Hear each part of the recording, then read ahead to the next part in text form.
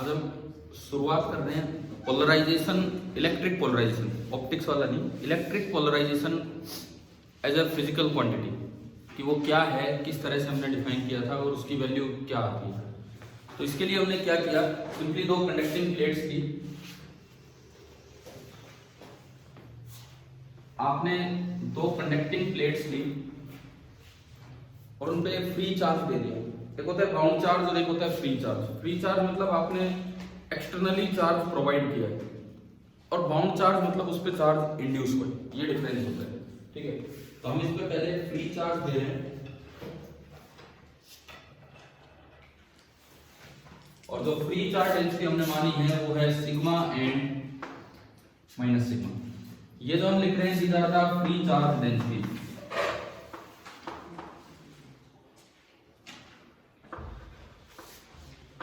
अब ये दोनों कंडक्टिंग प्लेट्स हैं, ये दोनों कंडक्टिंग प्लेट्स हैं,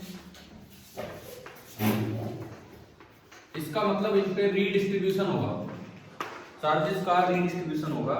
तो ये प्लस और माइनस एक दूसरे को अट्रैक्ट करके सारा पॉजिटिव चार्ज इसके अंदर आ जाता है, और अगर ये इक्वल डेंसिटीज हैं तो ये सारा नेगेटिव चार्ज भी इसमें अंदर आ जाएगा, बाहर कुछ नहीं बचेगा। इस तरह का रीडिस्ट्रीब्यूशन हो जाता है। अब हमने इसके अंदर बीच में कोई डाइलेक्ट्रिक मटेरियल डाला, कोई भी एक डाइलेक्ट्रिक मटेरियल। एक चीज अपने दिमाग में ये हो जानी चाहिए कि कब तो सब्सटेंस को डाइलेक्ट्रिक बोलना है और कब इंसुलेटर। दिखने को तो ये सिनोनियम्स ही दिखते हैं, पर्यायवाची, लेकिन अगर आप उस मटेरियल को एक कंडक्टर से कंपेयर कर रहे हो bye connecting it with the battery, एक सर्किट पूरा करके कंपेयर कर रहे हो, तो कंडक्टर में करंट फ्लो करेगा और इसमें करंट फ्लो नहीं कर रहा है, तो इसे क्या बोलेंगे, इंसुलेटर।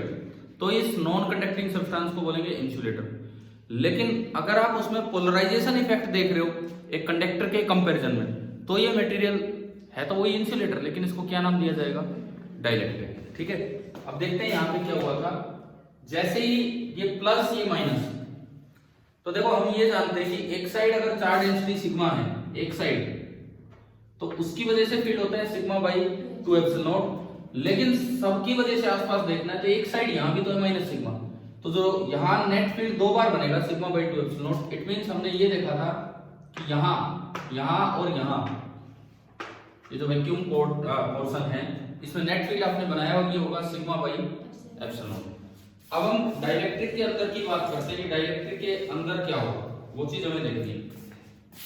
सपोज मैं इस फील्ड को मैं ई नोट से रिप्रेजेंट कर देता हूं थोड़ी देर के लिए। ई नोट, ई एक्सटर्नल बोलो, ई नोट बोलो, जो भी आपने लिखा होगा, ये भी ई नोट है सिग्मा बाई एप्सिलॉन।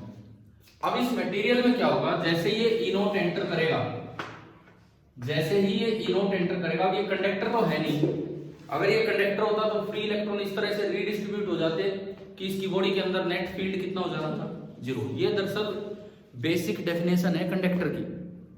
कोई भी ऐसा ऑब्जेक्ट आप बेझिझक बोल सकते हो, कोई भी ऐसा ऑब्जेक्ट अगर फील्ड लगाने पे भी उसकी बॉडी के अंदर नेट फील्ड 0 हो रहा है, तो डेफिनेटली वो क्या चीज है, कंडक्टर, और कुछ नहीं हो सकता है। ठीक है ना, ये डेफिनेशन है कंडक्टर की। तो जैसे आप ये ई नोट लगाओगे, तो यहां माना हमने कि ये नॉन पोलर टाइप डाइलेक्ट्रिक है, तो इसमें पहले तो कोई प्लस माइनस सेपरेशन नहीं था। अब वो फ्रीली तो जा नहीं सकते, लेकिन हमने पढ़ा कि ये इस तरह की शेप अक्वायर कर लेगा, इस तरह की डंबल टाइप शेप अक्वायर कर लेगा।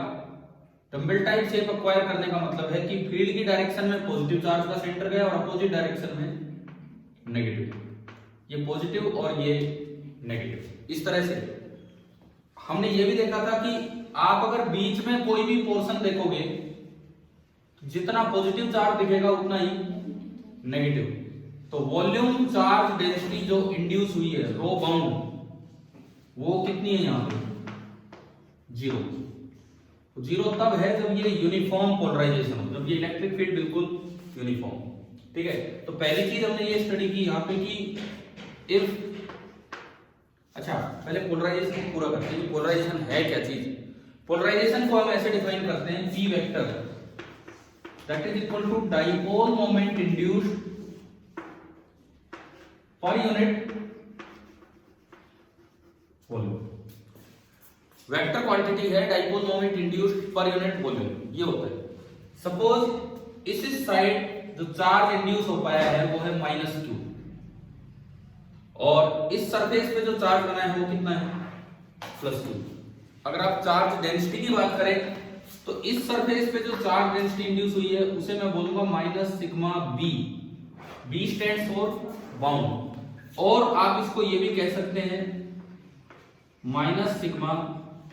इस तरह से इधर जो चार्ज डेंसिटी अपीयर होगी दैट इज सिग्मा बाउंड, और you can say sigma polarise.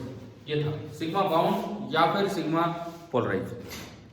अब अगर मैं इसमें देखता हूं, देखिए ये पॉजिटिव डेंसिटी है नेगेटिव, तो इन्होंने मिलके अपना एक फील्ड इधर कुछ क्रिएट किया होगा, और अगर ये डाइलेक्ट्रिक है तो पूरा उतना फील्ड नहीं आएगा। कंडक्टर होता तो उतना ही फील्ड आता जितना ई नॉट है, और वो कैंसिल आउट होकर नेट फील्ड कितना हो जाता 0। अभी फील्ड आएगा लेकिन कम आएगा, और ये कुछ फील्ड है, इसे मैं ई पी बोल दूं, ई इंड्यूस बोल दूं, ई बी बोल दूं, कुछ भी बोल सकते हैं। ये फील्ड इंड्यूस हुआ है, इतना इंड्यूस हुआ है, ठीक है। अब यहाँ दो तरह की इंड्यूस्ड सरफेस चार्ज डेंसिटीज की बात होती है, एक तो सरफेस पे और एक वॉल्यूम। क्लियर? पोलराइजेशन हम कैसे डिफाइन करते हैं? पोलराइजेशन हम डिफाइन करते हैं dipole moment induced per unit volume. तो कितना डाइपोल मोमेंट इसमें इंड्यूस हुआ है? मान लो ये लेंथ है L, सपोज ये लेंथ है L, इधर चार्ज है -q, उधर चार्ज है +q, और लेंथ है L, तो डाइपोल मोमेंट कितना होगा? q × L।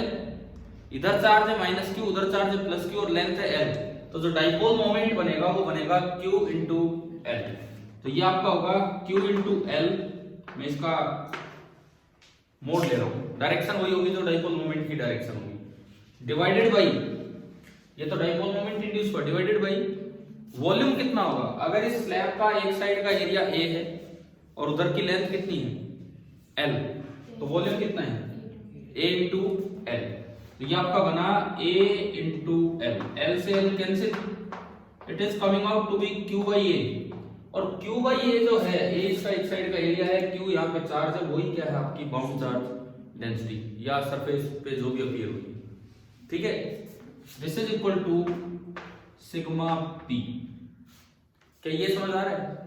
मतलब अगर आप इस पे पोलराइजेशन डिफाइन करना चाहे, तो अगर आप इस पे पोलराइजेशन लिखना चाहें तो उसका मैग्नीट्यूड तो आ गया कि कितनी सरफेस पे चार्ज डेंसिटी अपीयर हुई है वो पोलराइजेशन की वजह से, और जो इसकी डायरेक्शन होगी, जो इसकी डायरेक्शन होगी p कैप, क्योंकि ये वेक्टर इस तरह से डिफाइन हुआ है, ऊपर ये वेक्टर आ रहा है, तो इसकी डायरेक्शन वही होगी जो किसकी डायरेक्शन, डाइपोल मोमेंट।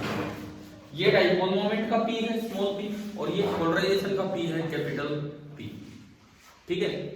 अब अगर हम ये दो तरह की जो चार्ज डेंसिटीज हैं, एक तो वॉल्यूम चार्ज डेंसिटी और एक सरफेस चार्ज डेंसिटी, इन दोनों को रिलेट करना चाहें पोलराइजेशन वेक्टर के साथ, तो कैसे रिलेट होगी? तो ये तो दिख ही रहा है, ये तो हमें सीधा ही नजर आ रहा है कि भाई जो सरफेस चार्ज डेंसिटी है उसका मैग्नीट्यूड किसके बराबर आ रहा है?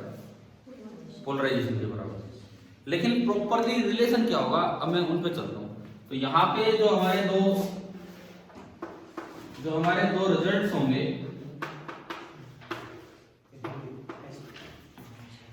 पहली बात बाउंड चार्ज डेंसिटी वॉल्यूम है, क्या रिलेशन है? Bound charge density negative of, बताओ क्या रिलेशन है?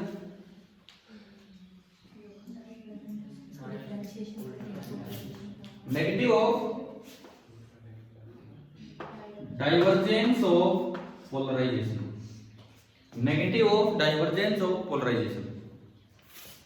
और यू कैन से, इसको और थोड़ा एक्सप्लेन करें तो rho b minus partial differentiation of polarisation का x component with respect to x minus partial differentiation of polarisation y component with respect to y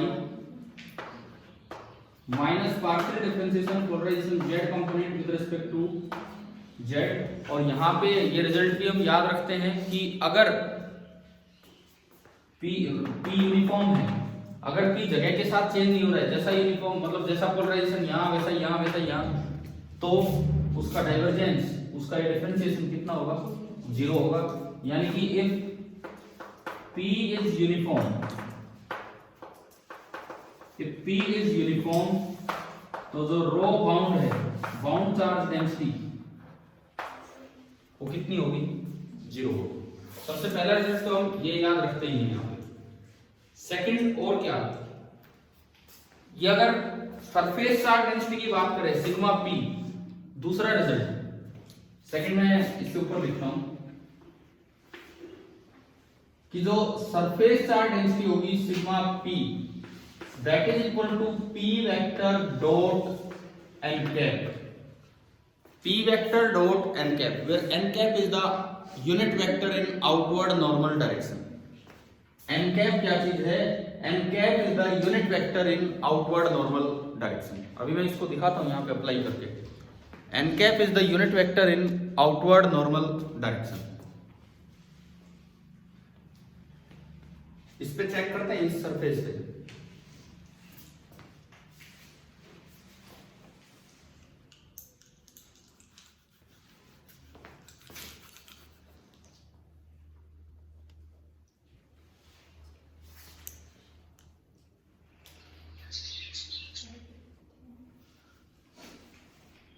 हाँ जी Garbhit, good morning. Good morning sir. और भी जो भी बच्चे हैं सबको नमस्कार। पहले तो ये सुनो, ये क्लास आपकी भी लगाने का ये पर्पस था, बीच में वहाँ पे ऑप्टिक्स वाला शेड्यूल आ गया, वेव ऑप्टिक्स वाला, तो ये चैप्टर आधा हम कर चुके थे, पोटेंशियल तक पढ़ चुके थे ना हम। Yes sir. तो ये था कि फिर ये कवर तो होता, पूरा कंप्लीट हो जाता, इसीलिए आज ये थोड़ी बड़ी क्लास लगाई है। जितना भी हो पाएगा उसमें हम पोटेंशियल तक देख चुके थे, अब कुछ पोलराइजेशन डाइलेक्ट्रिक उन चीज़ों पे है, देन उसके बाद है कैपेसिटेंस, क्योंकि करना तो सारा ही है। चलिए अब देखते हैं। अक्सर ये रिलेशन बहुत ही नए नए से होते हैं, बच्चों को याद ही नहीं रहते फाइनली कि भाई क्या रिलेशन है क्या नहीं, और खासकर मैंने कहा पोटेंशियल पढ़ जाते हैं, कैपेसिटेंस पढ़ जाते हैं, यहाँ भूल जाते हैं क्या करना है बीच वाले पार्ट में। तो ये बीच वाला पार्ट भी बहुत जरूरी है, क्योंकि कैपेसिटेंस में डाइलेक्ट्रिक का बहुत बड़ा रोल है। तो ये मेरे पास दो रिलेशन आए, sigma P surface charge density जो इंडक्शन की वजह से हुआ है, जो इंड्यूस हो क्या है, उसकी डेफिनेशन आई कि this is equal to P vector dot n cap. n cap क्या है, सरफेस पे आउटवर्ड नॉर्मल, ठीक है, आउटवर्ड नॉर्मल यूनिट वेक्टर। अब मैं इसकी चार सरफेस है, मैं इसकी चार सरफेस है 1 2 3 और 4, चारों पे वो लगा के सिग्मा P निकाल के दिखाता हूं आपको। सिग्मा P, सबसे पहले मैं टॉप सरफेस की बात करूं। टॉप सरफेस पे नॉर्मल किधर होगा, टॉप सरफेस पे अगर आप नॉर्मल बनाएंगे तो नॉर्मल किधर होगा, ऊपर n1, ये मैंने दिखाया। और पोलराइजेशन है कि जो एक्सटर्नल फील्ड है उसकी डायरेक्शन में, पोलराइजेशन किधर है, आगे एक्सटर्नल फील्ड ये E नोट है तो आगे है, तो पोलराइजेशन है आगे की तरफ। तो P डॉट n कैप इस सरफेस पे कितना होगा, कितना होगा P dot n cap, 0। P dot n cap 0 हो जाएगा, क्योंकि cos 90 डिग्री 0। तो क्या हमने ऊपर कोई भी सरफेस चार्ज डेंसिटी दिखाई है, ऊपर नहीं दिखाई, ठीक है। बच्चे एक दूसरे को शाबाशी दे रहे, हुआ यार बता दिया तूने तो 0, इस तरह से। चलो ठीक है, देखो इधर सुनो, अरे सभी लोग बताओ यार, ये बात थोड़ी है। इधर देखिए, ये नीचे वाली सरफेस देखो, नीचे वाली सरफेस सिमिलर होगी ऐसी, P आगे है n नीचे, अगेन यहाँ सरफेस चार्ज डेंसिटी कितनी, 0। अब आप इधर आओ, इस सरफेस पे नॉर्मल किधर बनेगा, इधर की तरफ। इस सरफेस पे नॉर्मल तो बनेगा इधर, और P वेक्टर किधर है, आगे। तो जब आप P डॉट n कैप करोगे, P डॉट n कैप, तो P का मैग्नीट्यूड वो तो P होगा, n कैप यूनिट वेक्टर का मैग्नीट्यूड कितना होता है, 1, और एंगल है 180 डिग्री, cos 180 डिग्री, यानी कि माइनस P आ गया। इसका मतलब ये जो है ना, ये माइनस तो हमें दिख ही रहा है, ये बराबर होगा माइनस P के। और सिमिलरली जब इसको देखोगे, इसको इधर वाले को, तो कितना होगा, नॉर्मल आगे, पोलराइजेशन आगे की तरफ है, तो P डॉट n कैप करोगे, P का मैग्नीट्यूड इंटू n कैप का मैग्नीट्यूड 1 इंटू cos 0 डिग्री, वो भी कितना होता है, 1। तो कितना हुआ ये, सिंपली P, यानी कि ये वाला जो सिग्मा बाउंड है या सिग्मा पोलराइजेशन है ये कैपिटल P के बराबर है, इधर हो जाएगा -P, इन पे 0 और इन पे 0। तो क्या आपको पोलराइजेशन की वजह से किसी सरफेस पे कितनी चार्ज डेंसिटी आती है, क्या वो निकालनी आ गई है कि नहीं? हाँ भाई, ठीक है। और बाउंड चार्ज डेंसिटी सरफेस की तो हमने देख ली, वॉल्यूम में केवल तभी होगी जब पोलराइजेशन कैसा हो, non uniform. Polarization non uniform मतलब जो आपने फील्ड अप्लाई किया है वो नॉन यूनिफॉर्म है, लेकिन अगर हम जो पढ़ते हैं 2 लार्ज प्लेट्स का फील्ड पढ़ते हैं और वो हर जगह क्या होता है, यूनिफॉर्म होता है, तो इस केस में पोलराइजेशन यूनिफॉर्म होगा और बाउंड चार्ज डेंसिटी वॉल्यूम के अंदर जो बनेगी वो हमेशा कितनी बनी रहेगी, 0। तो ये आपके 2 रिजल्ट्स हैं जो हमें पोलराइजेशन के केस में याद करने ही करने। पोलराइजेशन की यूनिट यहां से दिख रही है, देखो पोलराइजेशन बराबर charge density, surface charge density coulomb पर मीटर स्क्वायर। तो इसकी जो यूनिट बनेगी, इसकी जो ऐसा यूनिट बनेगी कूलम पर मीटर स्क्वायर, ये बनेगी।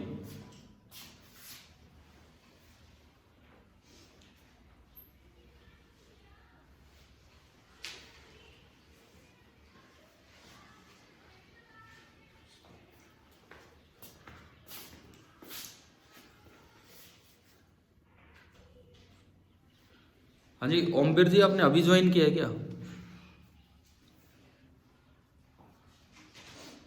Yes sir.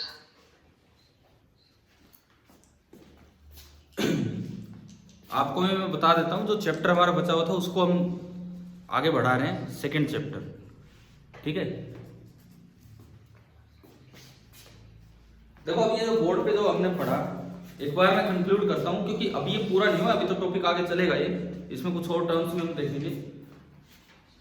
आपने ये सीखा कि किसी डाइलेक्ट्रिक में कितना पोलराइजेशन होता है वो कैसे निकालते हैं, और कब इसको डाइलेक्ट्रिक बोलेंगे और कब इसको कंडक्टर बोलेंगे। जैसे ही आपको एक्सटर्नल फील्ड लगाओगे, हमारे सिलेबस में केवल यूनिफॉर्म पोलराइजेशन है। यूनिफॉर्म पोलराइजेशन मतलब कि जो बाहर से जो फील्ड लगा रहे हो किसी मटेरियल को पोलराइज करने के लिए, वो इस जगह से उस जगह चेंज नहीं हो रहा, उस मटेरियल के अंदर हर जगह सेम, ये यूनिफॉर्म पोलराइजेशन है। तो यूनिफॉर्म पोलराइजेशन में क्या होगा, ये जो स्ट्रेचिंग मैंने दिखाई है, ये नॉन पोलर डाइलेक्ट्रिक थे।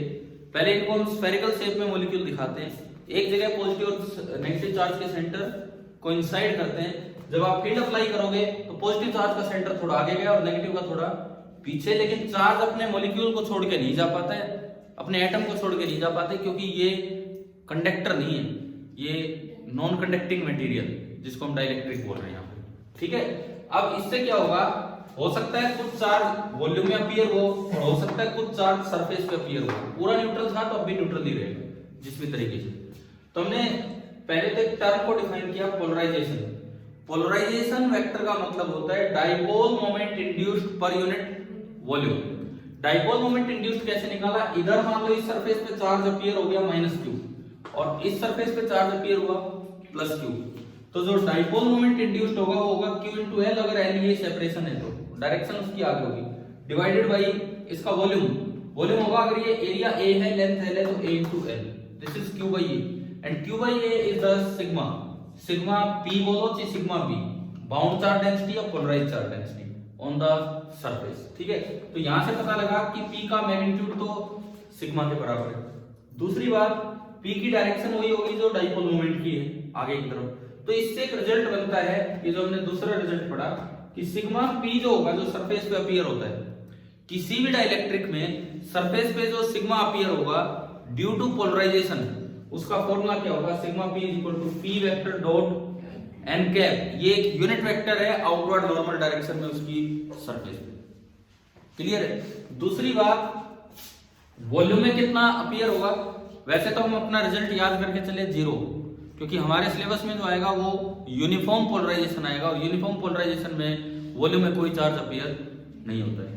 लेकिन फिर भी इसका रिजल्ट मैंने आपको बता दिया कि रो बाउंड या रो पोलराइज जो होगा that is -del.p, this is called divergence, negative divergence, और इसका मतलब ये होता है partial differentiation of px with respect to x, ये p पोलराइजेशन है और इससे निकलता है, और अगर p यूनिफॉर्म है तो उसका डिफरेंशिएशन 0 होगा। तो ये आपका ये वाला पार्ट है, कि यहां तक क्लियर है किस तरह से पोलराइजेशन हमने आगे बढ़ाया, ठीक है। अब इसमें आप ये बताओ, आपकी बुक में ये जो पार्ट है अपनी एनसीईआरटी बुक निकालिए, पेज नंबर 73।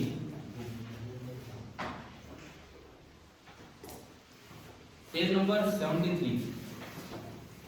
ये डायग्राम है, हम एक बार फिर दोबारा इसी पे आते हैं क्योंकि इसके बाद तो फिर कैपेसिटेंस स्टार्ट हो जाएगा, लेकिन पहले हम ये पूरा कर रहे हैं पोलराइजेशन वाला पार्ट। देखो ये इन्होंने यूनिफॉर्मली पोलराइज्ड डाइलेक्ट्रिक लिया है, यूनिफॉर्मली पोलराइज्ड डाइलेक्ट्रिक फिगर 2.23, और इसमें लिखा है इसके नीचे uniformly polarized dielectric amounts to induced surface charge density but no volume charge density. हमने देख भी लिया कि सरफेस चार्ज डेंसिटी तो आएगी, लेकिन अगर यूनिफॉर्म पोलराइजेशन है तो वॉल्यूम चार्ज डेंसिटी कितनी होगी? 0। सीधा ही आपके बोर्ड एग्जाम में डायरेक्ट 1 नंबर का क्वेश्चन है, सीधा पूछेंगे कि अगर पोलराइजेशन यूनिफॉर्म हो, अगर पोलराइजेशन यूनिफॉर्म हो तो बाउंड वॉल्यूम चार्ज डेंसिटी कितनी होगी? 0। और सरफेस चार्ज डेंसिटी कितनी होगी वो हमने अभी इस रिलेशन से 4 जगह निकाल के लिख दी। क्लियर है? अब मान लो ये सवाल यूं आ जाए, एक और क्वेश्चन आ जाए कि write the electric field induced inside a dielectric in terms of polarization. ये क्वेश्चन आ जाए, अप्लाइड फील्ड नहीं पूछ रहा हूं, खाली ये पूछा है कि ये जो इंड्यूस्ड फील्ड है EP जो होगा अपोजिट डायरेक्शन में, ये इसको P की टर्म्स में, पोलराइजेशन वेक्टर की टर्म्स में लिख के लिखो। देखो ये आपको बोर्ड पे दिख रहा है, आपको करना क्या है, ये जो EP है आपने अप्लाई कितना किया बाहर से फील्ड, E एक्सटर्नल, उसको मैंने E नोट बोल दिया, E एक्सटर्नल बोलो। अब सवाल ये आ गया, अगर आपको पोलराइजेशन दिया जाए कि यूनिफॉर्म पोलराइजेशन P हुआ है, तो उस P की टर्म्स में ये जो इंड्यूस्ड फील्ड है ये कितना होगा? क्वेश्चन की तरह लिख लो ये अपनी कॉपी में इस डायग्राम के बाद कि write the expression for field induced in a dielectric, field induced in a dielectric due to polarization,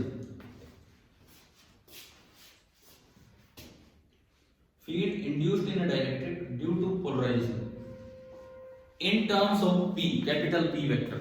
अगर पोलराइजेशन P हुआ है तो कैपिटल P वेक्टर की टर्म्स में आप बताओ कि कैसे लिखें।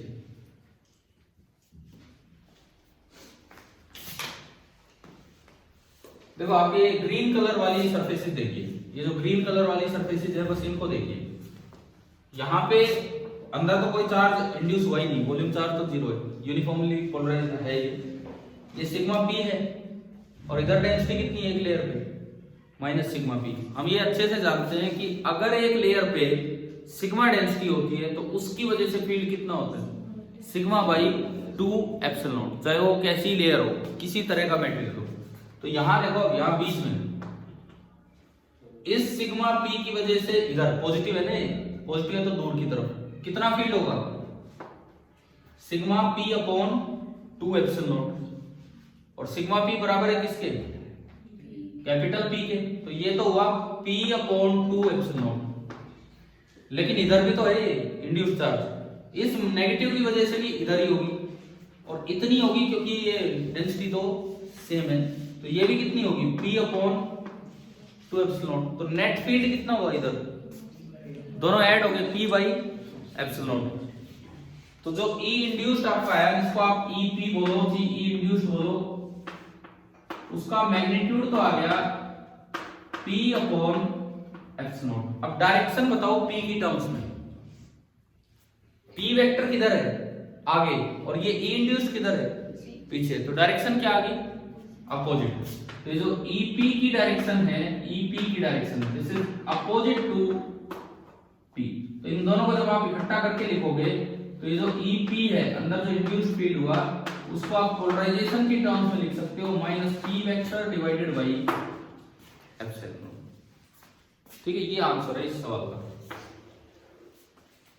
और ये कैसे मैंने बीच में यहाँ पे लिखा दिया किस तरीके। गॉस लॉ से खाली इंड्यूस्ड फील्ड नहीं निकाल पाते हम, गॉस लॉ हमेशा नेट फील्ड को लेकर चलता है। इसमें पूछा है कि खाली इंड्यूस्ड फील्ड कैसे निकालेंगे, तो वो आपसे पूछा है।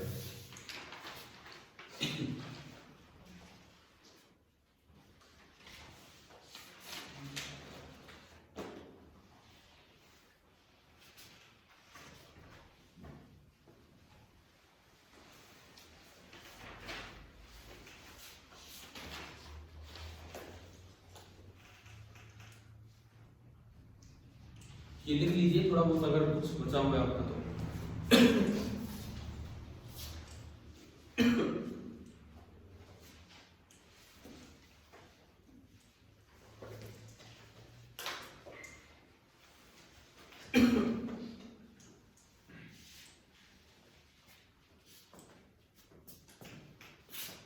अगला सवाल इसी में छोटे छोटे क्वेश्चंस के थ्रू हम आगे बढ़ेंगे इसमें।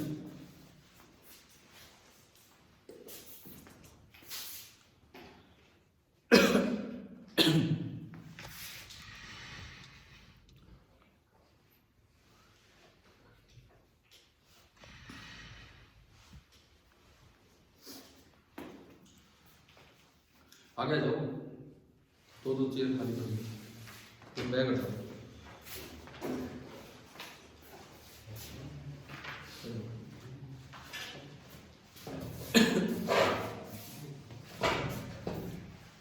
नेक्स्ट आप लिख के दिखाएं, right net field inside a dielectric, write net field inside a dielectric in terms of P vector. Write net field inside dielectric in terms of P vector.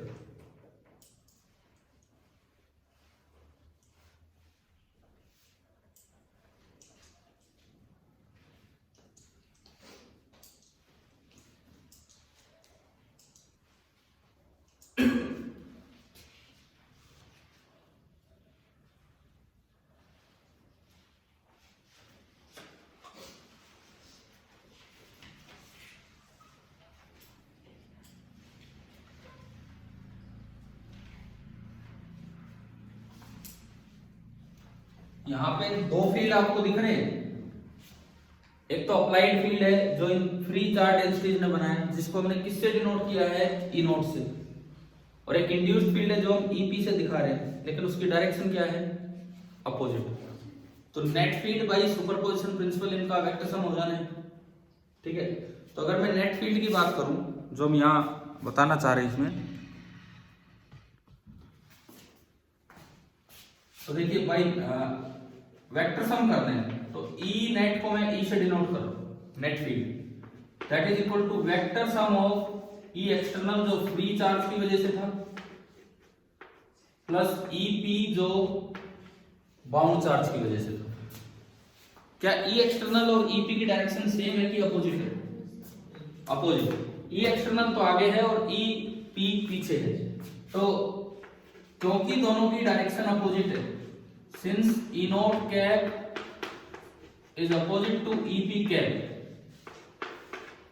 क्योंकि दोनों की डायरेक्शन अपोजिट है इसलिए अगर आप इसमें ऐड करें तो बड़े में से छोटा घटाना होगा, बड़ा ई नोट ही होता है, डाइलेक्ट्रिक में इतना ई पी आ नहीं पाता है, तो ये आपका बनेगा ई नोट माइनस ई पी, ठीक है। अब ई पी कितना है, ईपी अभी निकाला था आपने पिछली बार, ईपी का मैग्नीट्यूड कितना है, P अपॉन एप्सिलॉन नॉट, तो आपने इसमें ईपी रखा तो वेक्टर ई ये निकल के आ रहा है e naught minus P upon epsilon, ये इसका आंसर होगा भाई। अगर आपको डिफाइन करना है तो इस तरह से P की टर्म्स में ऐसे नेट फील्ड लिखा जाएगा e naught minus P upon epsilon.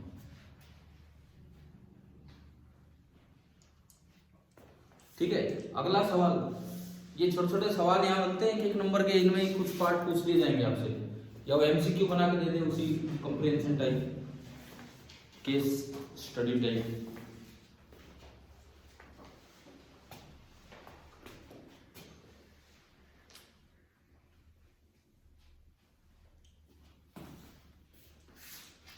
क्या है, हो गया है यहाँ तक? तो अगला सवाल आप लिखिए, इसी की सीक्वेंस में हम बढ़ा रहे हैं। Write the expression for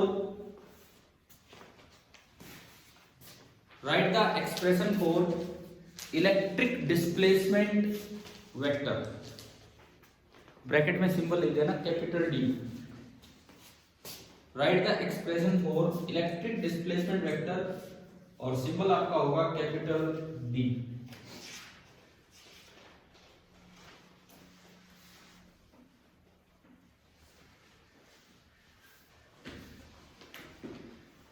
क्या होता है इलेक्ट्रिक डिस्प्लेसमेंट वेक्टर? देखो यहां से मैं बनाता हूं, आप एप्सिलॉन नॉट से इस एक्सप्रेशन को दोबारा उठा के चलो, दोबारा यहीं से स्टार्ट करो आप इस सवाल के आंसर में। E is equal to E naught minus P upon epsilon naught. Epsilon naught से दोनों साइड मल्टीप्लाई कर दो, epsilon naught E that is equal to epsilon naught into E naught minus P. P को इधर ले आओ, epsilon naught E plus P that is equal to epsilon naught into E naught. Epsilon naught E plus P that is equal to epsilon naught into E naught. ये जो quantity है ना, ये जो क्वांटिटी है, this is called electric displacement. तो here epsilon naught E plus P is called D, this is called electric displacement। Epsilon E plus P को हम D बोलते हैं इलेक्ट्रिक डिस्प्लेसमेंट। और आप ये बताओ क्या इन दोनों की डायरेक्शन सेम है? E क्या चीज है? एक्सटर्नल फील्ड है कि इंड्यूस्ड फील्ड है कि नेट फील्ड है? Net field. Net field dielectric में किधर बचेगा? एक्सटर्नल की डायरेक्शन में। ये ज्यादा था, ये कम है, तो जो E बचेगा वो आगे बचेगा, तो E की डायरेक्शन आगे है, तो एप्सिलॉन D की डायरेक्शन भी आगे। P की डायरेक्शन पीछे थोड़ी है, P की डायरेक्शन पोलराइजेशन किधर हुआ है? फील्ड की डायरेक्शन में, जो अप्लाइड फील्ड था उसकी डायरेक्शन में, तो ये भी आगे। इन दोनों की डायरेक्शन सेम है ना, इसका मतलब एक तरह से इनका वेक्टर सम हो रखा है, क्योंकि जब दो वेक्टर सेम डायरेक्शन में होते हैं तो उनका वेक्टर सम करोगे तो रिजल्टेंट कैसे आता है? दोनों का मैग्नीट्यूड उठा के ऐड कर दिया जाएगा। भाई अगर आपने 4 प्लस 5 किया हुआ है और दोनों वेक्टर सेम डायरेक्शन में है तो वेक्टर सम में भी तो 4 प्लस 5 ही होना था, सीधा है, ठीक है। सिंस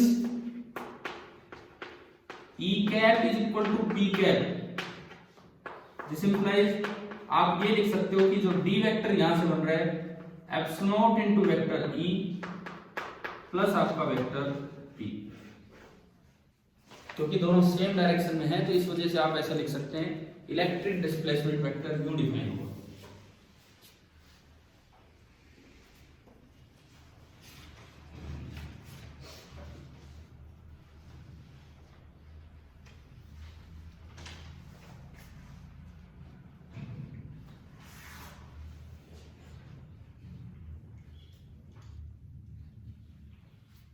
अगला सवाल, ये वो सवाल है जिनमें कोई एक आएगा तो, और फिर हम वहां अटक के बैठ जाएंगे, इतना नया लगेगा हमें कि यार ये कैसे करें।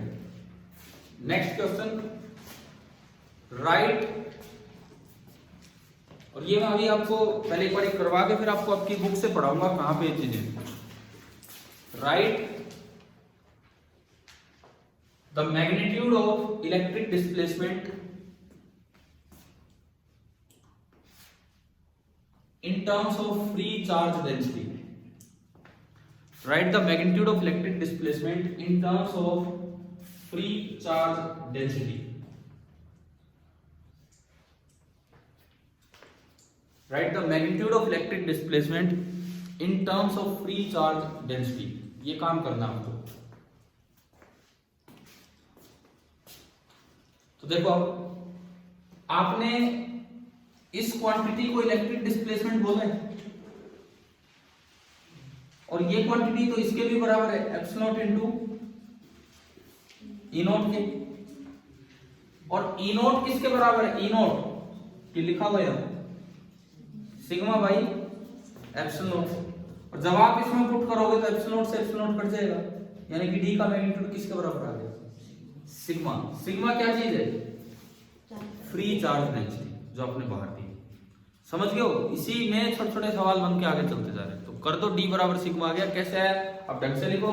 पहले यहां से शुरुआत करो, डी बराबर epsilon naught E plus P, फिर इसकी जगह लिख दो epsilon naught into E not, फिर ई नॉट की जगह लिख दो सिग्मा बाई एप्सिलॉन नॉट, और फिर डी बराबर आ जाएगा सिग्मा, जो आपकी फ्री चार्ज डेंसिटी है उसी के बराबर ये डी आ गया।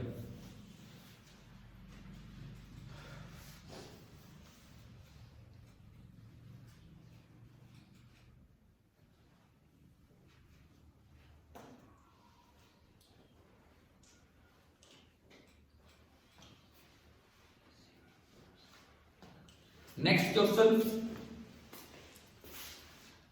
अगर ये हम पहली बार ये चीजें पढ़ रहे होते तो हमें बहुत नया नया ऐसा लगता है कि यार ये कितने छोटे छोटे से सवाल बन के आ रहे हैं, लेकिन अभी हम एक बार फिर से इनको रिवाइज करेंगे और उससे एक साथ ही चीजें याद भी होंगी, फिर हम अपनी बुक में भी देख रहे होंगे कहाँ है ये सारी बातें। अगला सवाल देखो, आपको यहां तक सुनिए, हमने पी को रिलेट किया था सिग्मा पी से, वो तो थी बाउंड चार्ज डेंसिटी, और डी को रिलेट किया किससे, फ्री चार्ज डेंसिटी से। कुछ चीजें याद होंगी अभी धीरे धीरे। अगला क्वेश्चन आप लिखिए, state the physical significance of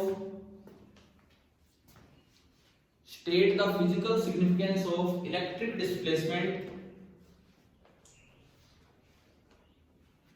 with respect to Gauss law. State the physical significance of electric displacement with respect to Gauss law.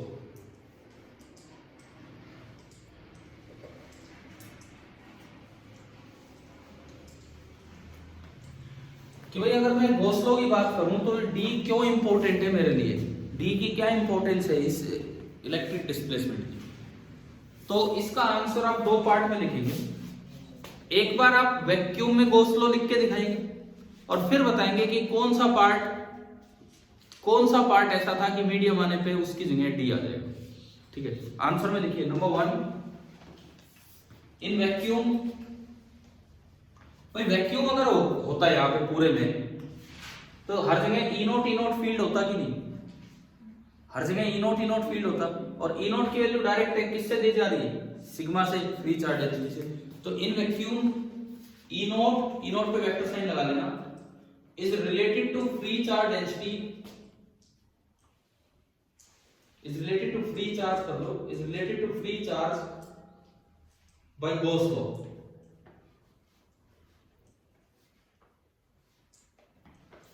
Is related to free charge by Gauss law. कैसे, देखिए किस तरह से क्या relation है वो मैं यहां पे बना के दिखाता हूं। वैक्यूम में आप कहते हो, गॉस लॉ की इक्वेशन इस तरह से लिखते हैं, इंटीग्रल वैक्यूम अगर होता तो वहां पे फील्ड केवल और केवल कितना होता, E naught that is equal to Q free divided by epsilon. ये है कि नहीं हमारा गॉस लॉ की इक्वेशन। भाई देखो एक मिनट बताओ, क्या हम वैक्यूम में गॉस लॉ ऐसे ही लगाते हैं, integral E dot ds is equal to Q free upon epsilon, करते हैं ना इस तरीके से। आपने क्या किया, एप्सिलॉन को इधर ले आए और बाहर मल्टीप्लाई करेंगे, लेकिन एप्सिलॉन एक कांस्टेंट है तो वो अंदर भी जा सकता है इंटीग्रेशन के, तो ये आपका बनेगा, क्योंकि एप्सिलॉन कांस्टेंट है तो अंदर भी चला जाएगा इंटीग्रेशन के। तो मैं इसको ऐसे लिखूं, close integral epsilon into E naught dot ds that is equal to Q free. Equation number 1। सबसे पहले ये बना के रखो कि भाई वैक्यूम में ये इक्वेशन है गॉस लॉ की, फ्री चार्ज की टर्म्स में।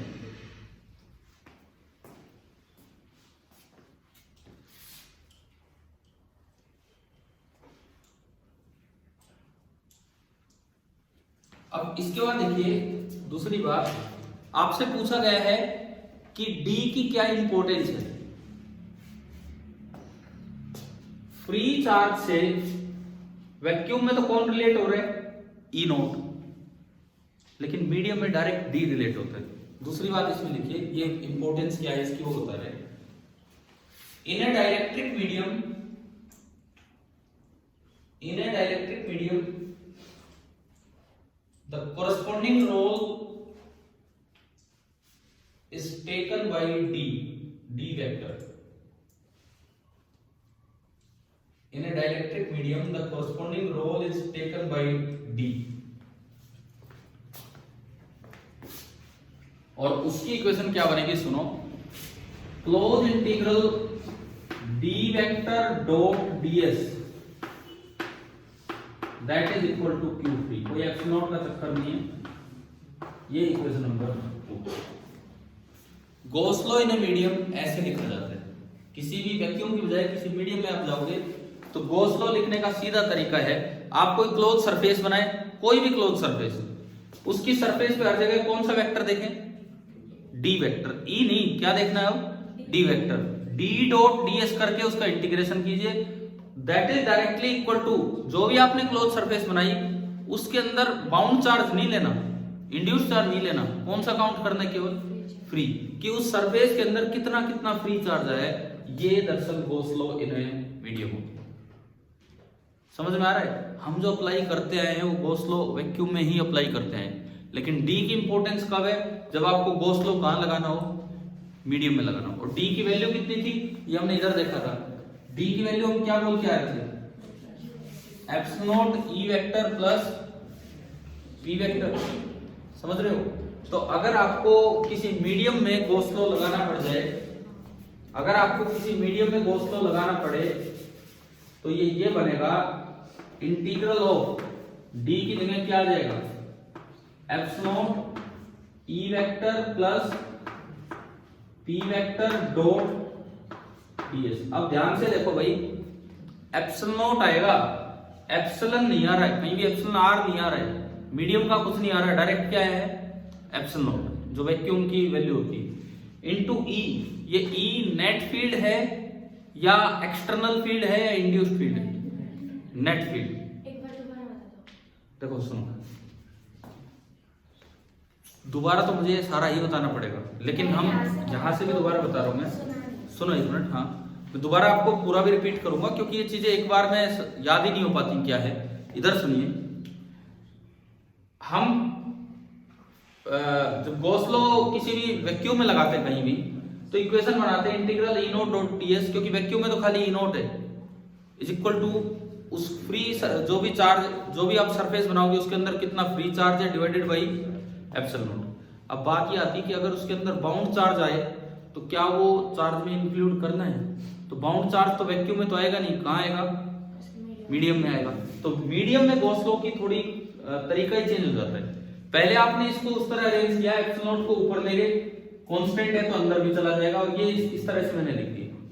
अब अगर आप मीडियम में लगाते हैं तो एप्सिलॉन नॉट ई नॉट की जगह क्या आ जाता है, बस वहां पे डी, तो इसमें काउंटर चार्ज नहीं है ना, इधर क्या रहेगा, only Q free, only Q free.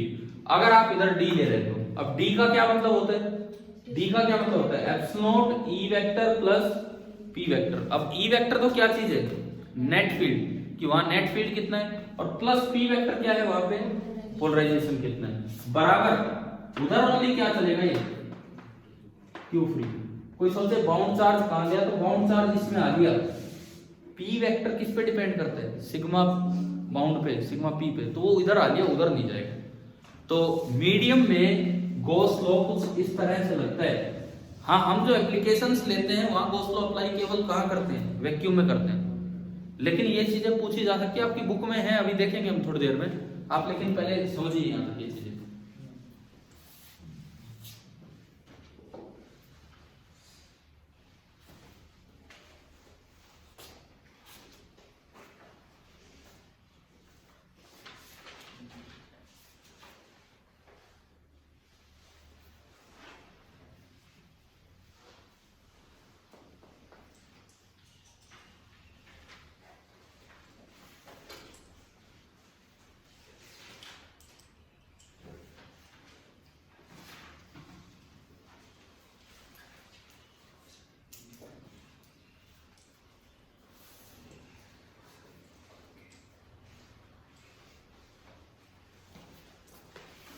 अगला सवाल इसी में,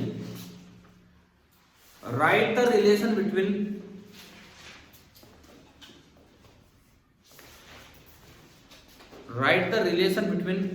D vector and E vector in a medium.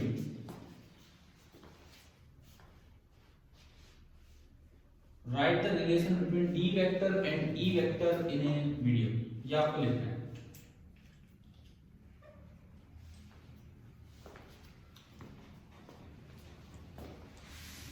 मैं आपसे पूछता हूं, अगर कुछ याद हुआ तो, D बराबर सिग्मा आया था या D बराबर सिग्मा P आया था?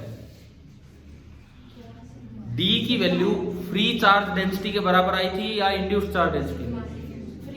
Sigma free. अभी कहीं होगा बोर्ड पे, कहीं तो होगा बोर्ड पे, निकाला था। चलिए ठीक है, तो D बराबर सिग्मा आया था। ई जो होगा ई नेट फील्ड, जो नेट फील्ड होगा वो तो होगा ई नोट माइनस ईपी। ई जो होगा वो तो होगा ई नोट माइनस ईपी। ई नोट तो डिपेंड करता है केवल किस पे, सिग्मा पे, और ईपी वो डिपेंड करेगा किस पे, सिग्मा पी पे। उनकी वैल्यूज पुट करके ई लिखेंगे, डी लिखेंगे, फिर देखेंगे उनमें क्या रिलेशन है। एक फैराडे का फॉर्मूला यूज करेंगे।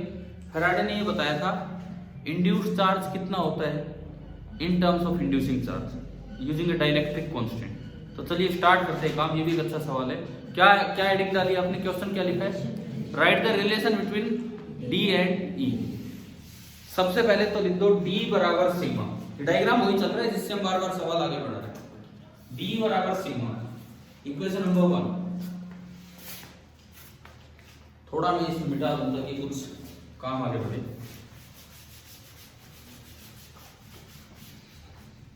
सबसे पहली चीज आपने लिखी कि D जो है वो तो सिग्मा के बराबर है। अब आप लिखेंगे E जो होगा अंदर नेट फील्ड वो होगा E note minus EP। E note को तो आप लिख सकते हैं सिग्मा अपॉन एप्सिलॉन नोट, है ना भाई, लिखा है नहीं बाहर, sigma upon epsilon note. Similarly EP को आप लिख सकते हैं सिग्मा P अपॉन एप्सिलॉन। समझ आ रहा है कैसे लिखा बीच में, ये भी लिखा होगा कहीं यहाँ पे। आपने 1/एप्सिलॉन कॉमन लिया और ये बचा सिग्मा माइनस सिग्मा पी। 1/एप्सिलॉन कॉमन लिया और ये आ गया सिग्मा माइनस सिग्मा पी। अब देखो फैराडे ने एक फॉर्मूला दिया था एक हाई स्केल एक्सपेरिमेंट के थ्रू कि जो सिग्मा पोलराइज्ड होता है, जो सिग्मा इंड्यूस्ड होता है, that is equal to free sigma into 1 minus 1 upon K. पढ़ा होगा कभी पहले हमने, where K is the dielectric constant of the medium. Faraday ने एक हाई स्केल एक्सपेरिमेंट करके फॉर्मूला निकाला था कि जो सिग्मा पोलराइज्ड है, जो सिग्मा इंड्यूस्ड है, that is equal to sigma inducing मतलब जो इंडक्शन करवाएगा free charge into 1 minus 1 upon capital K. और इस कैपिटल के को हम क्या बोलते हैं, dielectric constant of the medium. वो जो बीच में मीडियम आया है ये के लिख देना, के इज द डाइलेक्ट्रिक कांस्टेंट। इस सिग्मा पी की वैल्यू इसमें पुट कीजिए और ई को आगे बढ़ाएं। सिग्मा पी की वैल्यू आप इसमें पुट कीजिए और उससे देखो क्या ई इतना आ रहा है क्या।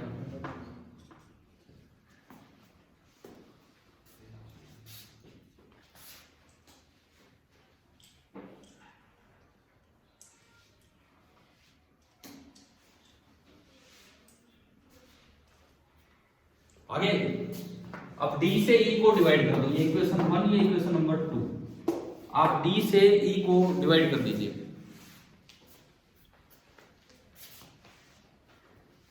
D से E को सिंपली आप डिवाइड कर दीजिए। D बाई E,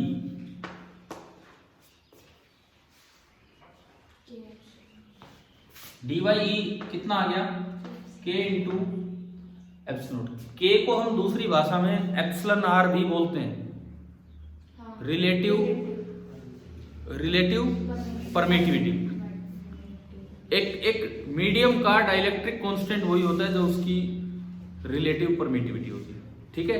तो यहां से अगर आप देखते हैं तो डी और ई में रिलेशन आ गया। आपका सवाल यही था ना कि डी और ई में क्या रिलेशन होगा, तो डी बराबर के इंटू एप्सिलॉन नॉट इंटू।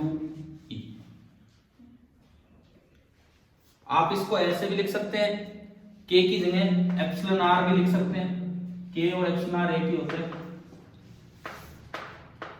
और अगर आपको पता हो एप्सिलॉन नॉट तो वैक्यूम की एब्सोल्यूट परमिटिविटी है और एप्सिलॉन आर उस मीडियम की रिलेटिव परमिटिविटी है। इन दोनों का प्रोडक्ट होता है उस मीडियम की एब्सोल्यूट परमिटिविटी।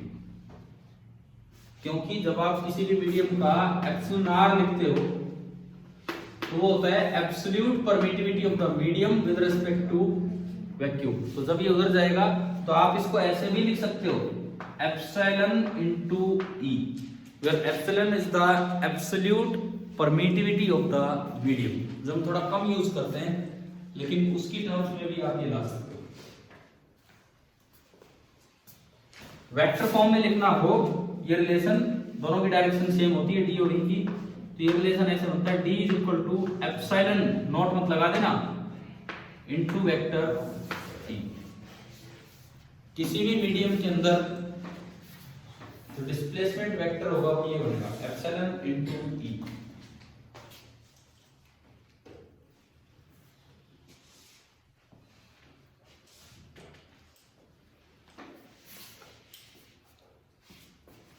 अगला सवाल, पता नहीं कौन सा किस तरह का क्वेश्चन इसमें आ जाए। अगला सवाल आप लिखिए। देखो मैं ये डायग्राम नहीं हटा रहा, ये सब कुछ कितने एक्सप्रेशंस हो गए बोर्ड पे, लेकिन कोई नहीं, अब इनको एक बार रिवाइंड करेंगे। अगला सवाल आप लिखिए, write the expression between, write the relation between, expression between क्या, write the relation between vector P and vector E। ऊपर वेक्टर लगाना है, वैसे वेक्टर मत लिखना, P vector and E vector in terms of dielectric constant of the medium. P और E में क्या रिलेशन होगा in terms of dielectric constant of the medium.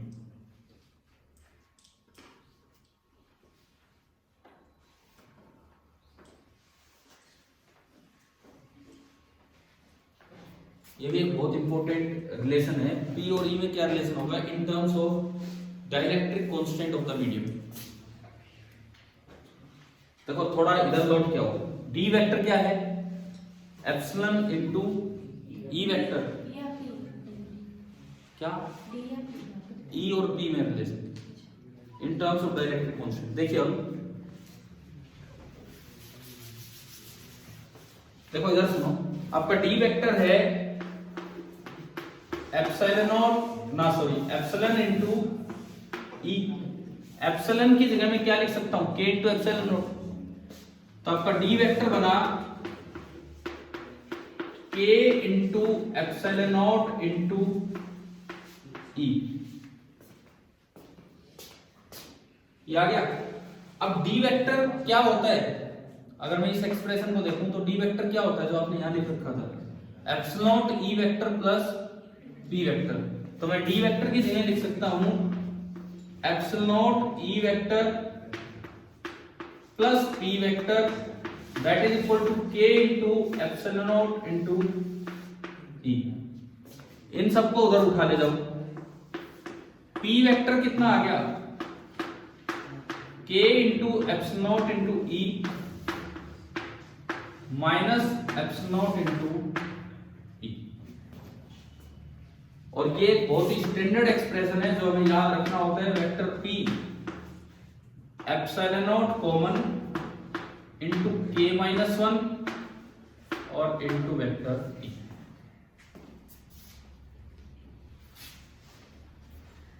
भाई कुछ चीजें याद रखना, ये E अप्लाइड फील्ड नहीं है, ये E क्या चीज है नेट फील्ड। अप्लाइड फील्ड को हम बार बार E नोट से दिखा रहे थे, ये नेट फील्ड है जो मीडियम के अंदर है। तो फिर P को अगर E से डिवाइड करते तो भी निकल जाता, मतलब निकल के। हाँ ठीक है, कैसे भी कर सकते थे आप, कोई दिक्कत नहीं है, कहीं से भी ले आते, कहीं से भी ले आते, बिकॉज मैथमेटिकली वो कैसे लाए वो इंपॉर्टेंट नहीं है, क्योंकि ये छोटा सा अलजेब्रा है। इंपॉर्टेंट है ये रिलेशन, हमें बहुत अच्छे से याद होना चाहिए कि P वेक्टर और E वेक्टर में क्या रिलेशन है। P vector is equal to epsilon naught into K minus 1 into E। एक बार बीच में रुक के एक न्यूमेरिकल लेते हैं, क्योंकि अभी तक हम एक्सप्रेशन पे ही चल रहे हैं।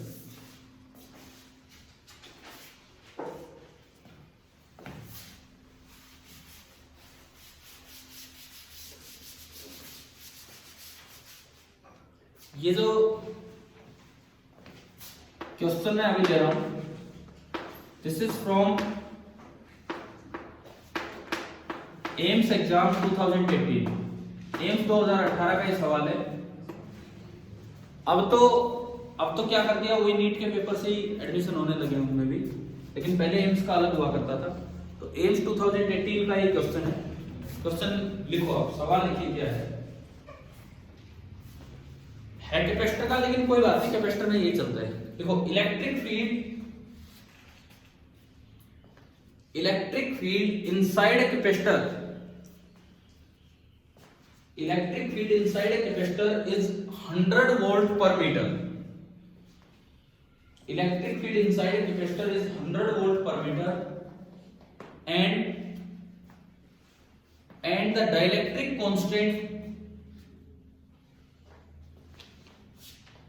of the medium of capacitor and dielectric constant of the medium of capacitor is 5.5, is 5.5. Find the polarization of the material.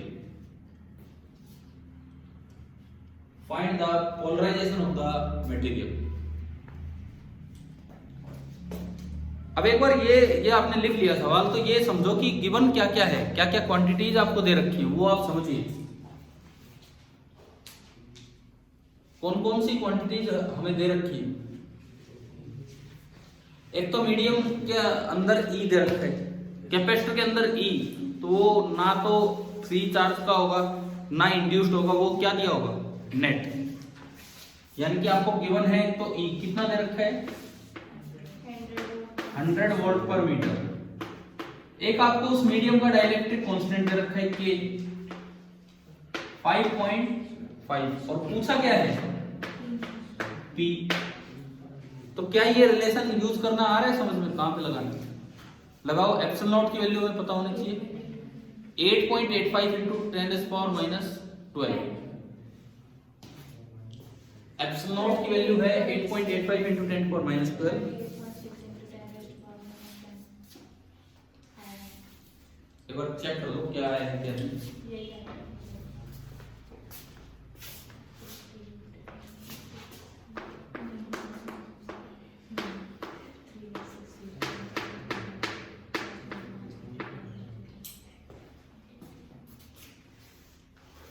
देखिए ये आ रहा है क्या, हाँ ये आ रहा है, ठीक है।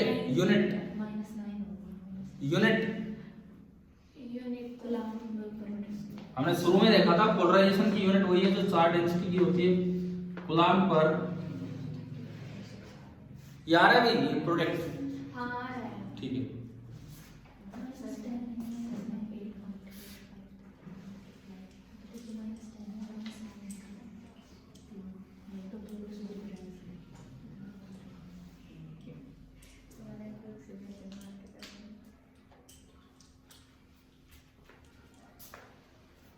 अब भाई देखो ये सवाल डायरेक्ट एग्जाम में घुमा देता है कि यार कहां से निकाल के लाएं, कहां से निकाल के लाएं। लेकिन अगर आपको थोड़े अपने रिजल्ट्स याद है तो क्या एक बार में डायरेक्ट हो नहीं जाएगा।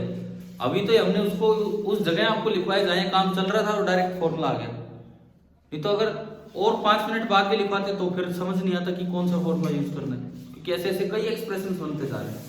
लेकिन अब आपको ये समझ में आ गया कि किसी मटेरियल में पोलराइजेशन कैसे निकालना अगर नेट फील्ड दिया है, ये रिलेशन याद होना चाहिए, ठीक है। चल क्या रहा है ये वो डायग्राम नहीं मिट पा रहा है क्योंकि वही टॉपिक आगे बढ़ता जा रहा है पोलराइजेशन से रिलेटेड, ठीक है। हम एक दो काम और करके फिर एनसीईआरटी पे आएंगे और वहां से कुछ चीजें पढ़ रहे होंगे। अगला सवाल, what are linear isotropic dielectrics.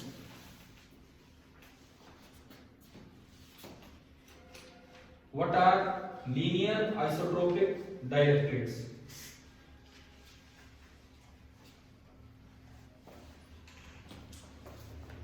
Linear isotropic dielectric किन्हें बोलते हैं,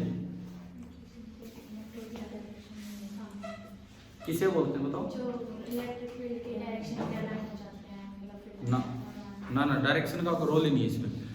linear isotropic dielectric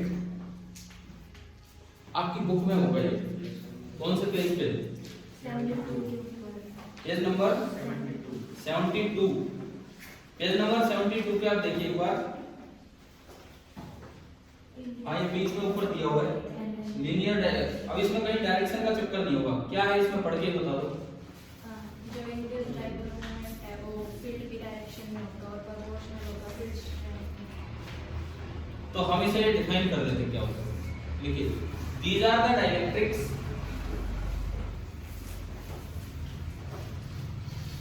these are the dielectrics in which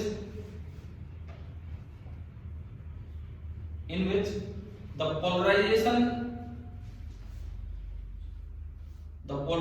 vector को इंड्यूस्ड डाइपोल मोमेंट की बजाय मैं सीधा पोलराइजेशन पे आ रहा हूं. The polarization vector is in the direction of applied field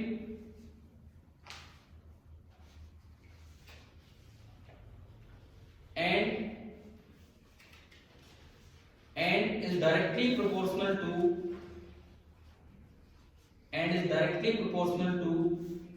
the field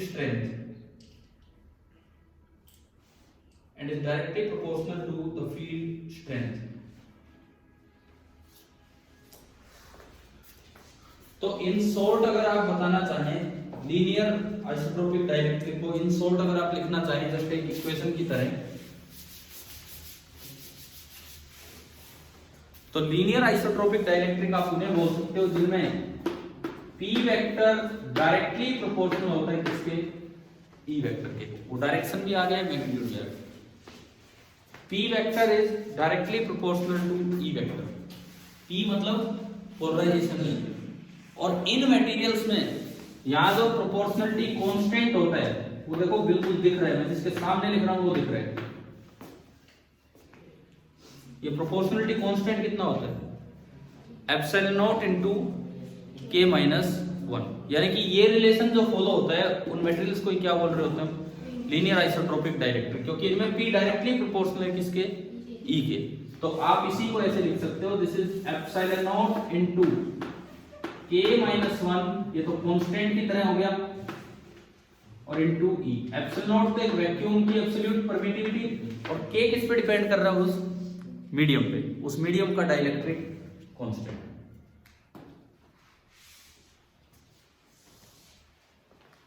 ठीक है. अगला सवाल मे भी लास्ट क्वेश्चन हो इस सीक्वेंस में. What is electric susceptibility? ये उसकी स्पेलिंग है. सिंबल इसका होता है फाई, CHI. ये तो सिंबल का नाम है, ये सिंबल होता है. नीचे E लगा देते हैं इलेक्ट्रिक के लिए, क्योंकि ऐसा मैग्नेटिक में भी आता है.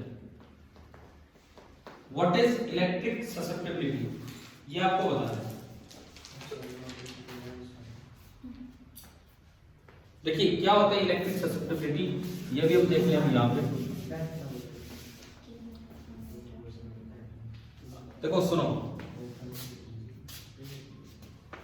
फॉर लीनियर डाइलेक्ट्रिक, इधर ध्यान देना अभी, फॉर लीनियर डाइलेक्ट्रिक्स आपने पढ़ा कि जो P वेक्टर होता है वो डायरेक्टली प्रोपोर्शनल होता है किसके, E वेक्टर के, और वो उधर बनाया भी, और उसमें प्रोपोर्शनलिटी कांस्टेंट क्या होता है, एप्सिलॉन इनटू k माइनस 1. अब क्या है कि दो अलग अलग तरीके से ससेप्टिबिलिटी को डिफाइन कर दिया जाता है. कई बार ससेप्टिबिलिटी को डायमेंशनलेस माना जाता है, और कई बार ससेप्टिबिलिटी को डायमेंशन वाला माना जाता है. तो कोई फिक्स नहीं है, लेकिन आपकी जो एनसीईआरटी बुक है, एनसीईआरटी बुक जो है वो यहीं पे प्रोपोर्शनलिटी कांस्टेंट को ससेप्टिबिलिटी बोलती है. तो अगर मैं अकॉर्डिंग टू एनसीईआरटी डिफाइन करूं,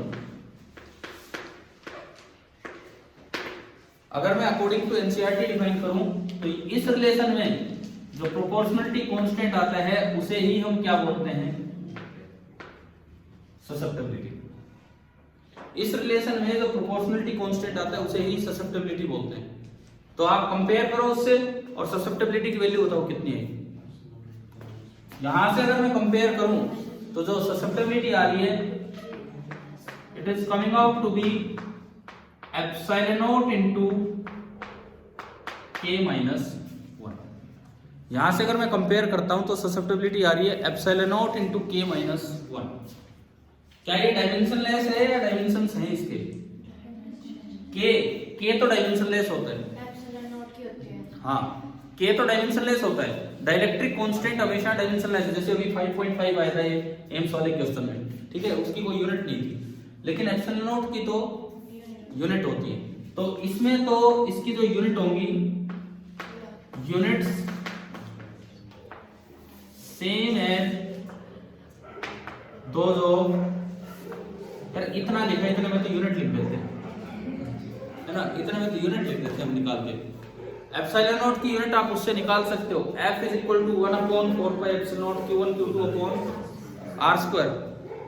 एप्सिलॉन नॉट को ऊपर ले उधर, coulomb square by newton by metre square. Why क्यों कर रहे हो, उसको ऊपर भेज दो। ना कुछ नहीं, माइनस क्या यूनिट बनी यहाँ से इसकी? जो एप्सिलॉन नॉट की यूनिट होगी कूलम स्क्वायर तो ऊपर है, मीटर स्क्वायर नीचे है, और एक न्यूटन हो रहा जाएगा इधर से फोर्स का। ठीक है, तो इसकी यूनिट बनेगी coulomb square upon newton metre square.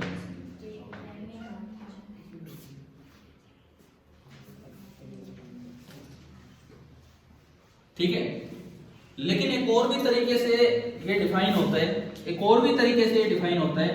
NCERT की डेफिनेशन ये है, ठीक है, हम अगर बोर्ड एग्जाम में आता है ये फॉलो करेंगे, लेकिन किसी और कॉम्पिटिटिव एग्जाम में जरूरी नहीं कि यही डेफिनेशन फॉलो हो। आपको अलग से दिया जाए कि if susceptibility is dimensionless,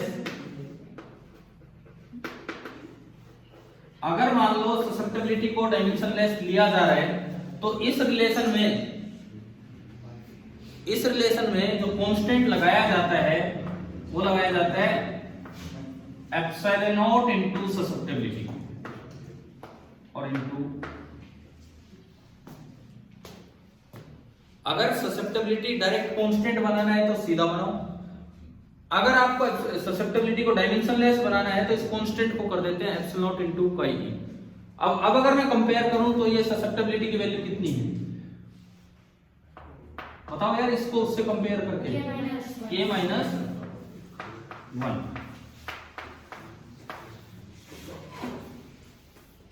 K को एप्सिलॉन आर भी लिखते हैं हम, बार-बार एक चीज बोल रहा हूं। तो अब इसकी वैल्यू होती है K माइनस 1।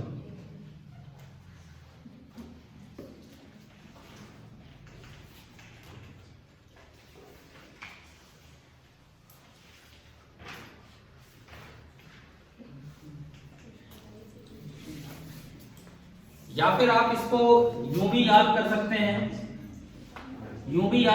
हैं, 1 plus susceptibility is epsilon are.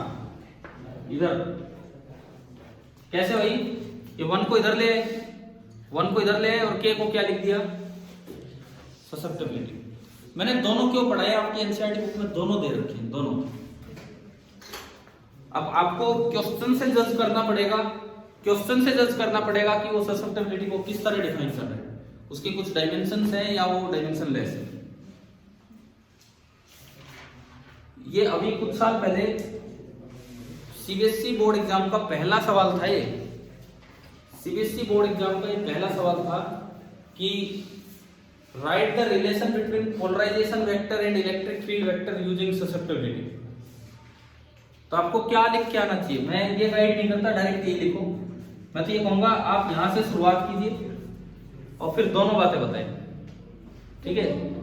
दोनों मतलब अगर इस तरह लिखते हो तो डायमेंशन ये होगा, और अगर यूनिटलेस बना के लिखते हो तो ये होगा। बोर्ड में कौन सा लिखना है? देखो सीबीएसई बोर्ड एग्जाम में अगर केवल एक नंबर का ही क्वेश्चन आ रहा है तो आप ये लिख लो, कोई दिक्कत ही नहीं। और ज्यादा बेटर तो होता है ये फॉर्मूला बता के आए कि क्या फॉर्मूला है। अब उसमें चाहिए आप किसी चीज को ससेप्टेबिलिटी बोल दो, ससेप्टेबिलिटी को अलग अलग डिफाइन करने से क्या ये फॉर्मूला चेंज हुआ है क्या? ये तो वही है ना। आप इस पूरे को ससेप्टेबिलिटी बोल रहे हो तो भी फॉर्मूला वही है, और इसको बोल रहे हो तो अलग से आपने एप्सिलॉन नॉट मल्टीप्लाई किया है, ठीक है। अब पिछले 1 घंटे से जो काम चल रहा है बहुत ही ज्यादा मैथमेटिकल था, लेकिन मैथमेटिक्स बहुत ही लो लेवल का था। मैथमेटिक्स कहाँ उसमें अच्छा खासा यूज हो रहा है, एक्सप्रेशंस चल रहे हैं इस तरह के। तो हम एक बार अपना रिवाइंड करते हैं, लेकिन बुक की मदद से। तब आप अपनी एनसीईआरटी बुक खोलिए और देखो, अगर एक भी सवाल आपके सीबीएसई एग्जाम में या नीट में या और किसी जेईई वगैरह में तो आ जाता है, आएगा तो एक ही आएगा, इससे ज्यादा तो आ नहीं सकता इस 1 घंटे के लेक्चर पे। तो कम से कम वो मिस तो ना हो, नहीं तो डेफिनेटली वो मिस होता ही नहीं। इस तरह का सवाल अब आप सबसे पहले बुक में पेज नंबर 190 निकालो, पेज नंबर 190। सबसे पहले आप अपनी बुक में पेज नंबर 190 निकालिए, एक बार निकाल लिया? NCERT text book page number 190, magnetism वाला पेज। इसमें नीचे देखो इक्वेशन 5.19 दिख रही है, उसके नीचे क्या लिखता है? Where mu R is equal to 1 plus susceptibility, वो मैग्नेटिज्म का है। उसकी जगह यहां रिलेशन क्या हो जाता है? म्यू आर की जगह यहां क्या आता है? Epsilon R. भाई म्यू आर तो मैग्नेटिज्म में है, इलेक्ट्रोस्टैटिक्स में एप्सिलॉन आर होगा, is equal to 1 plus chi. तो जब एनसीईआरटी मैग्नेटिज्म वाले चैप्टर में ससेप्टेबिलिटी को डिफाइन कर रहे हैं तो उसने वहां तो क्या मान लिया उसे? यूनिटलेस। समझ रहे हो? समझ रहे हो कि नहीं? अगर आप यूनिटलेस मान के चलते हो तो सेम रिलेशन है, epsilon R is equal to 1 plus chi यहां, और mu R is equal to 1 plus chi कहां पे? मैग्नेटिज्म में। समझ में आ रहा है? ये पेज नंबर 190 पे अभी आपने बुक पे निकाला होगा, पेज नंबर 190 पे इक्वेशन 5.19 के नीचे मिला आपको where mu R is equal to 1 plus chi, उसको अंडरलाइन करो, mu R is equal to 1 plus chi, और उसके बगल में मार्जिन है, इसके बगल में काफी जगह है, इधर लिख दो similarly epsilon R is equal to 1 plus chi E, काई के नीचे ई लगा देना, वो इलेक्ट्रिक के लिए है। Similarly epsilon R is equal to 1 plus chi if chi is unitless. Similarly epsilon R is equal to 1 plus chi if chi is unitless. आपसे पूछा जा सकता है कि जैसे ये रिलेशन मैग्नेटिज्म में वैलिड है, क्या ये रिलेशन इलेक्ट्रोस्टैटिक्स में भी वैलिड है? बिल्कुल वैलिड है, लेकिन उसमें फिर आपको काई को किस तरह डिफाइन करना होगा कि वो यूनिटलेस हो, क्योंकि अगर वो यूनिट वाली क्वांटिटी डिफाइन कर दी तो फिर तो काई की वैल्यू होगी एप्सिलॉन इनटू के माइनस 1, इस तरह से। बताओ ये बात आ गई है ना समझ में? अब आओ वापस अपने चैप्टर में ही लौट के, चैप्टर नंबर 2,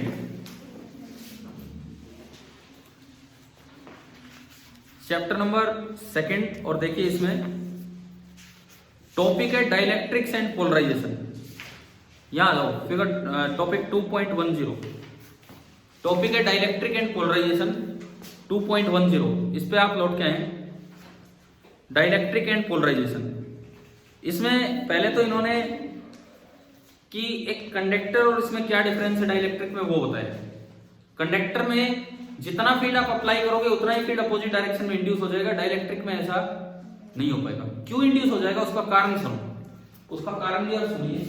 आपने एक फैराडे का फॉर्मूला मैंने मिटा दिया, यहां पे लिखा था फैराडे का फॉर्मूला, हमने लिखा था कि सिग्मा पोलराइज्ड, फैराडे का जो फॉर्मूला हमने लिखा था sigma polarized that is equal to sigma into 1 minus 1/k।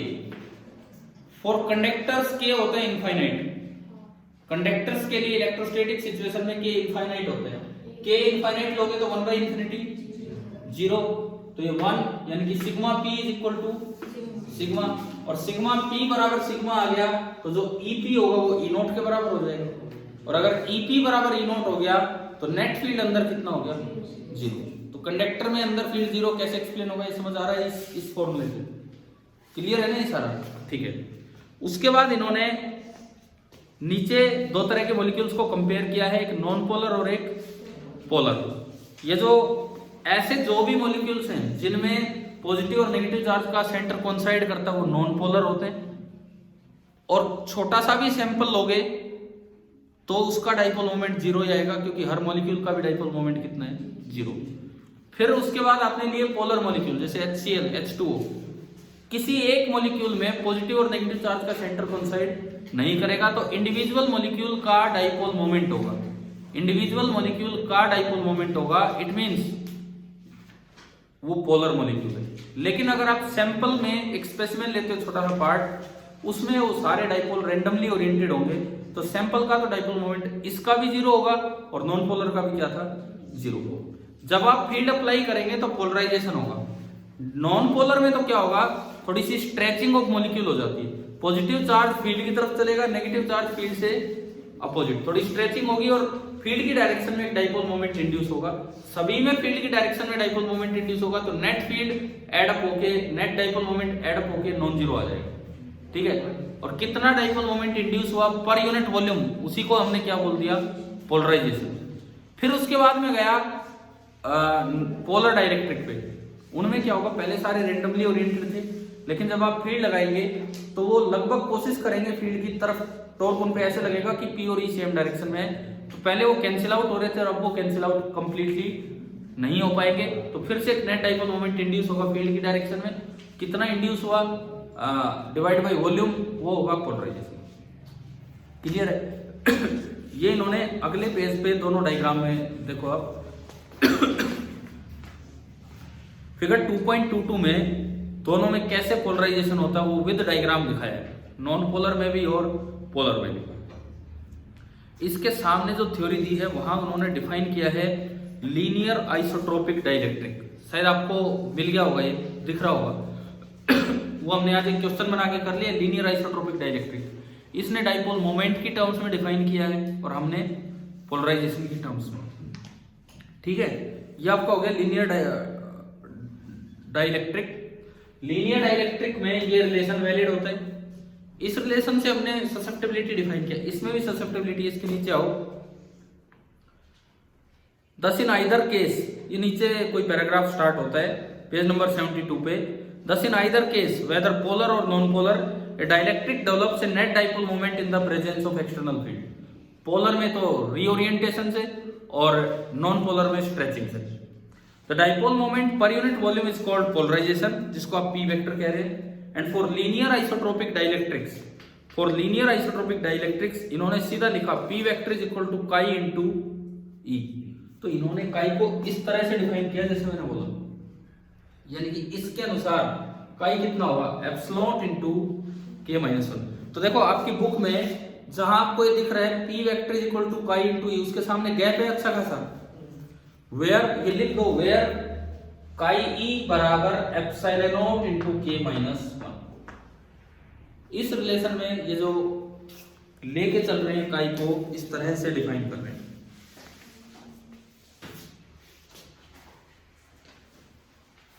ठीक है। उसके बाद आते हैं डेंसिटीज के बारे में। अगले पेज पे जो डायग्राम है, अगले पेज पे जो डायग्राम है उस डायग्राम के नीचे लिखा कि वॉल्यूम चार्ज डेंसिटी तो जीरो होगी, ये मैंने आपको समझा दिया। अगर यूनिफॉर्म पोलराइजेशन होगा, जैसे हम पढ़ते हैं यूनिफॉर्म पोलराइजेशन का डाइवर्जेंस जीरो होता है, उसका डिफरेंशिएशन जीरो होता है, तो वॉल्यूम चार्ज डेंसिटी कितनी होगी, zero. Surface charge density appear होगी, इधर माइनस सिग्मा पी और उधर सिग्मा पी, वो भी हमने आज एक रिलेशन बना के पढ़ लिया कि sigma P is equal to P vector dot N cap, तो उससे चारों ही सरफेसेस पे समझ आ गई हो। क्लियर है ना, ये आपके इसमें दिया गया था, पढ़ तो आप लोगे। अच्छा, उसके बाद आता है कैपेसिटर एंड कैपेसिटेंस। उससे पहले आप आगे चलो, पेज नंबर 77, ब्लू कलर वाले हेडिंग क्या है, इलेक्ट्रिक डिस्प्लेसमेंट। पेज नंबर 77 पे ये जो हेडिंग आपको दी है इलेक्ट्रिक, आज का काफी टाइम हमारा इस पे भी गया है, इलेक्ट्रिक डिस्प्लेसमेंट पे। तो पूरा आपको सच ऐसे नहीं पढ़ा रहा हूं। देखो इसमें पहला रिलेशन देखो, पहला relation sigma P is equal to P vector dot N cap, मिल गया। इसी के सामने आप लिख दो रो पी बराबर नेगेटिव डाइवर्जेंस ऑफ पी, लिखवा दिया ना आपको ये, वैसे मैंने रो पी, ताकि आपको दोनों पता रहे। रो पी बराबर negative divergence of P, P vector,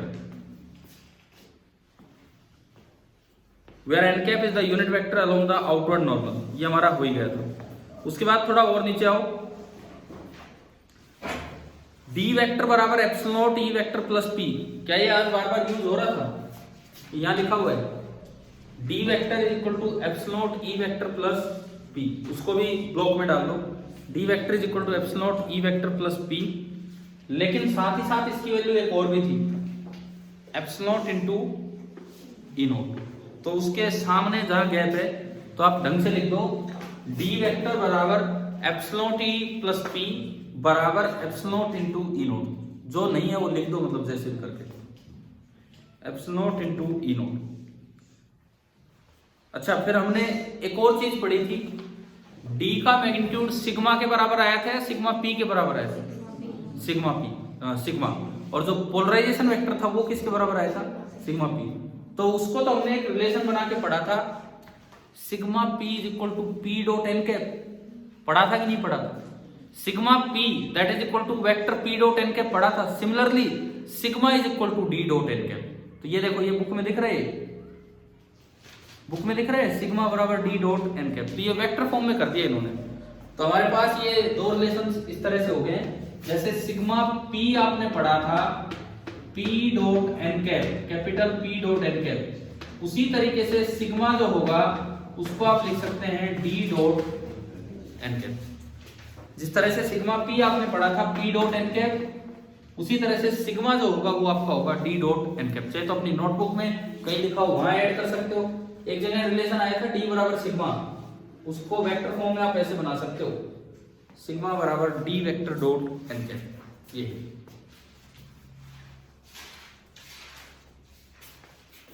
ठीक है। और थोड़ा आगे चलो, ratio of magnitude of D and E बराबर एप्सिलॉन इनटू के।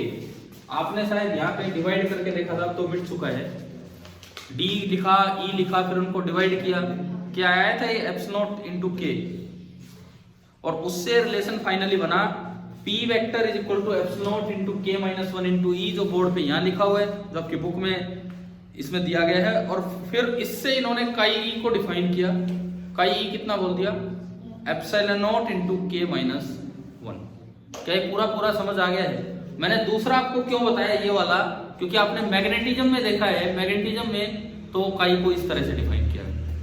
और दूसरी बात, और जो एनसीईआरटी के अलावा भी जो पुरानी स्टैंडर्ड बुक्स हैं वो काई को ना इसी तरह से दोनों जगह डिफाइन करती हैं। तो पता नहीं एग्जाम में कौन सा वाला पार्ट आ जाए।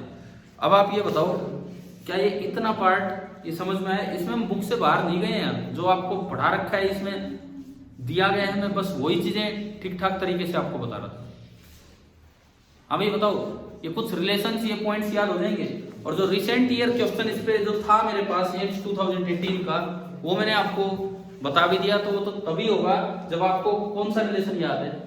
ये ससेप्टेबिलिटी कैसे भी डिफाइन करो, आपको ये पता होना चाहिए कि पी वेक्टर क्या होता है, epsilon into K minus 1 into ई। तो अब मुझे बताओ कि डाइलेक्ट्रिक एंड पोलराइजेशन, ये पार्ट क्लियर है? बताओ, डाइलेक्ट्रिक एंड पोलराइजेशन, या अगले 5 मिनट और इसे रिवाइज करें? देखो, आप खुद करें तो ज्यादा बेटर होगा। आपकी कॉपी में आपने लिखा है डाइलेक्ट्रिक एंड पोलराइजेशन। एनसीईआरटी का एक टॉपिक है और एक ये ब्लू कलर वाला पार्ट है। समझ आ गया है डाइलेक्ट्रिक एंड पोलराइजेशन वाला पार्ट? ठीक है। अभी हाँ, मैं आपको जस्ट एक ब्रेक दे रहा हूं, 10 मिनट का ब्रेक है, और उसके बाद हम दोबारा से अपनी क्लास स्टार्ट करेंगे।